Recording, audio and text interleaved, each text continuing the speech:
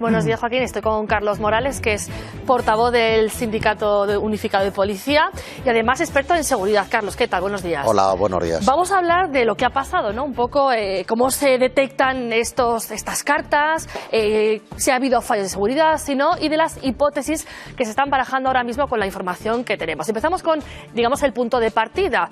Cuando este tipo de cartas, estos paquetes llegan a Moncloa o a un ministerio, ¿cómo se detectan? Pasan por un escáner, ¿no? Sí, lo primero que hay que recordar que la empresa Correos siempre tiene escáneres y tiene la obligación de toda la paquetería y sobres pasarla por sus escáneres.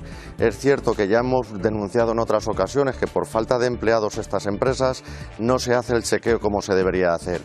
Hay que recordar también que estos escáneres tienen que pasar una revisión periódica que en ciertos momentos o en ciertas delegaciones o por falta de presupuesto de ciertas empresas privadas o en algún momento también alguna pública, tampoco se ha hecho estos chequeos a estos escáneres. Claro, porque las cartas llegaron a destino, llegaron al lugar donde tenían que llegar, no a la persona, pero sí al lugar. El primer error donde lo podemos encontrar es en correo y luego una vez que llega a destino en las garitas de seguridad encontramos unos escáneres que lo que hace que cuando pasa el sobre o el paquete por este escáner pues nos señala a través de unos colores lo que en el interior del paquete o del sobre se encuentra. Por un lado nos señala los materiales de materias primas que hay y también de sustancias, de polvos, porque hay que recordar cuando teníamos el problema con el Antras, pues también estos escáneres nos señalan las sustancias en polvos también. Claro, ¿no? Os detecta un color diferente, lo veis diferente a lo que tiene ese paquete habitualmente, ¿no? Porque han sido cartas pequeñitas, ¿no? De un tamaño pequeño. Sí, las cartas, los sobres son marrones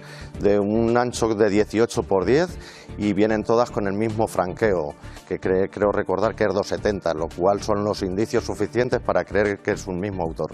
Cuando en un escáner de este tipo se detecta que puede haber algún artefacto, un material explosivo, ¿cuál es el protocolo? ¿Qué es lo que se hace? Lo que nosotros hacemos en todo momento es llamar a la sala de operaciones a la cual dependamos, en la Guardia Civil a la suya, Policía Nacional a la suya, en el caso de vigilantes de seguridad pues tienen que llamar, depende de la demarcación donde estén.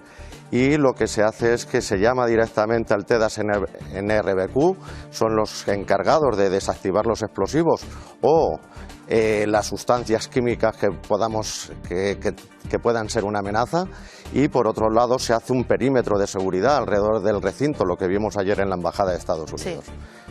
Y bueno, pues lo que el TEDAS NRBQ intenta en todo momento es neutralizar ese explosivo o hacer una explosión controlada del mismo.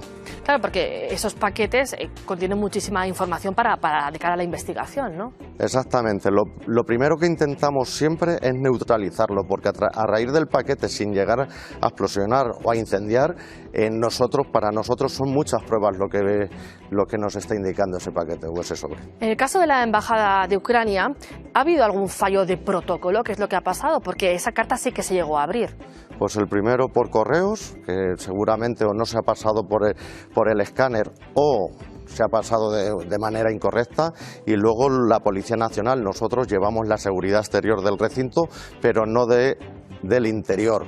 En el interior pues tiene que ser la propia embajada quien dé las explicaciones, que no sé si las está dando o correctamente, pero o el escáner no ha pasado los conductos reglamentarios y no está al punto, o han cometido algún error dentro de esa embajada. Carlos, es que el interior es Ucrania. Claro, no exactamente. Es España. Exactamente. Nosotros podemos llevar la seguridad exterior, pero no al interior, porque no es nuestro país.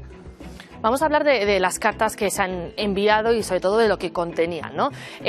Se dice que ese tipo de cartas y el artefacto que tenían no provoca una explosión, sino una llama muy rápido, ¿no? ¿Eso qué puede provocar en la persona que la abra? Pequeñas heridas o alguna quemadura leve, porque ya le digo, son sustancias muy rudimentarias. No es un profesional en materias de explosivo el que lo está enviando, y más bien lo que creemos es que puede ser algún enfermo psicológico y que no esté tratado de ello. Claro, hay varias hipótesis abiertas. De hecho, digamos, es la carta que se había recibido, muy parecidas todas, con una plantilla incluso. Claro, esto es muy casero. Exactamente.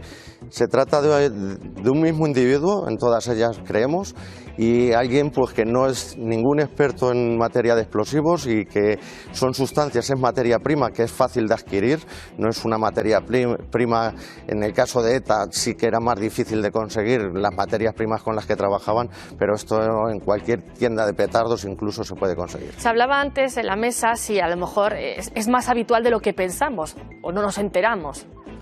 Pues no es que sea muy habitual, de hecho Moncloa no ha hecho público que había recibido esta carta porque siempre hay un efecto llamada, entonces para prevenir ese efecto llamada pues no se hace público, pero sí habitualmente recibimos algún paquete o sobre con amenazas o con algún tipo de petardo.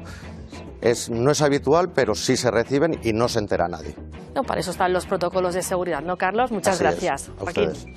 Gracias, Carlos. Ha sido muy interesante. Solo una última cuestión.